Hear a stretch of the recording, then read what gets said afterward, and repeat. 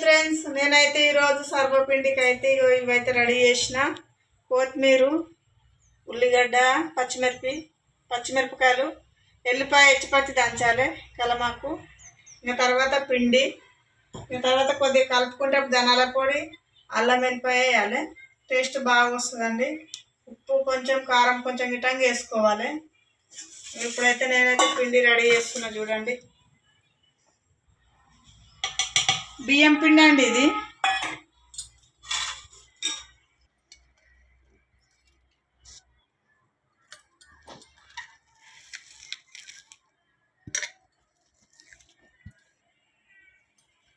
కొత్తిమీర,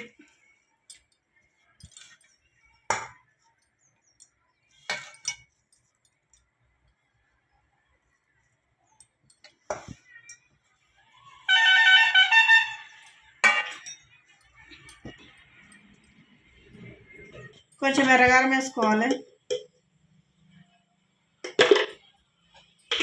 ఉప్పు, అల్లం వెల్లుల్లి పేస్టు, కొద్దిగా పసుపు మనకు కలర్ఫుల్ రావాలంటే. ఇది ధనాల పొడి, కొద్దిగా కొంచెం అంత నూనె, కొద్దిగా శనగపప్పు,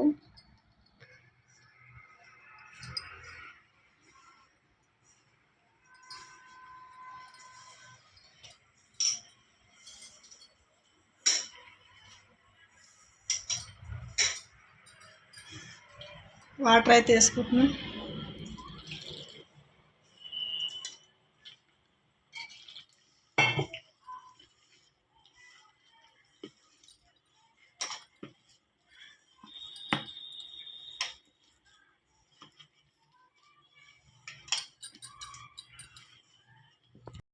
ఇక పిండి అయితే రెడీ అయింది. ఇట్లా తీసుకోవాలన్నట్టు, ఒక కప్పకు ఇంత వస్తుంది అన్నట్టు. ఇది ఒక 3-4 అవుతాయి. సర్వకు నూనె పెట్టుకోవాలి.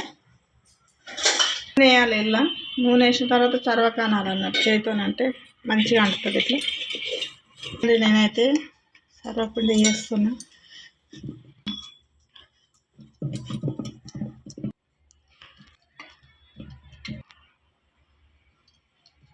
ఓలు పెట్టి నూనె వేయాలి. మంచిగా అనేది ఉడుకుతుంది అన్నట్టుగా. అంచులో కొద్దిగా నూనె ఎక్కువ వేసుకుంటే తొందర మనకు వచ్చేస్తుంది అన్నట్టు. అంటే చిన్నగా రావాలి, లేకపోతే మాడిపోతుంది అన్నట్టు.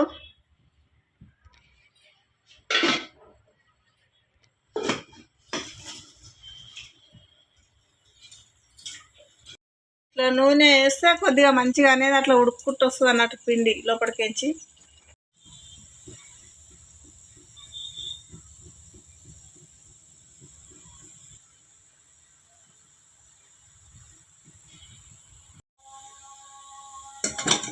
ఇక తయారైతే అయ్యింది. ఇట్లా రెడ్గా అయితే మంచిగా ఉంటుంది అన్నట్టు, పచ్చి ఉండదు. సర్వపిండి రెడీ అయింది. సర్వపిండి ఇట్లా కావాలండి. ఇట్లా బాగుంటుంది. ఇట్లా రెడ్గా కావాలి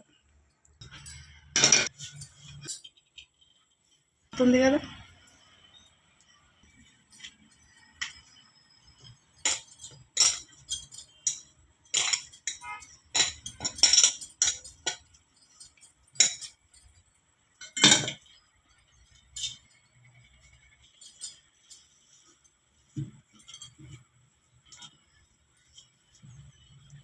కొంచెం నీళ్ళు అద్దుకుంటూ పెట్టాలన్నట్టు పిండి.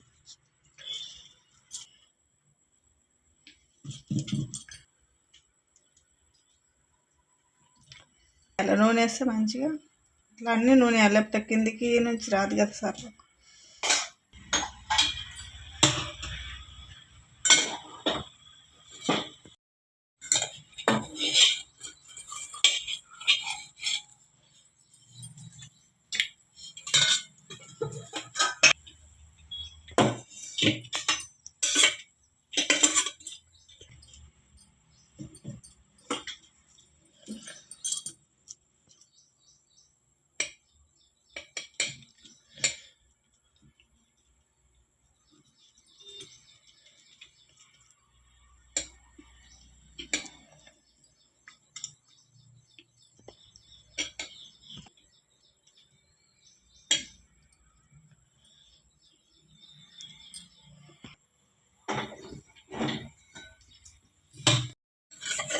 కంప్లీట్ అయిపోయినది. సర్వపిండి రెడీ అయింది. ఇంకా రెడీ అయింది ఫ్రెండ్స్. చూడండి, టేస్ట్ మాత్రం బాగుంటుంది. టైం పాస్ తినడానికి మాత్రం మస్తు టేస్ట్ ఉంటుంది.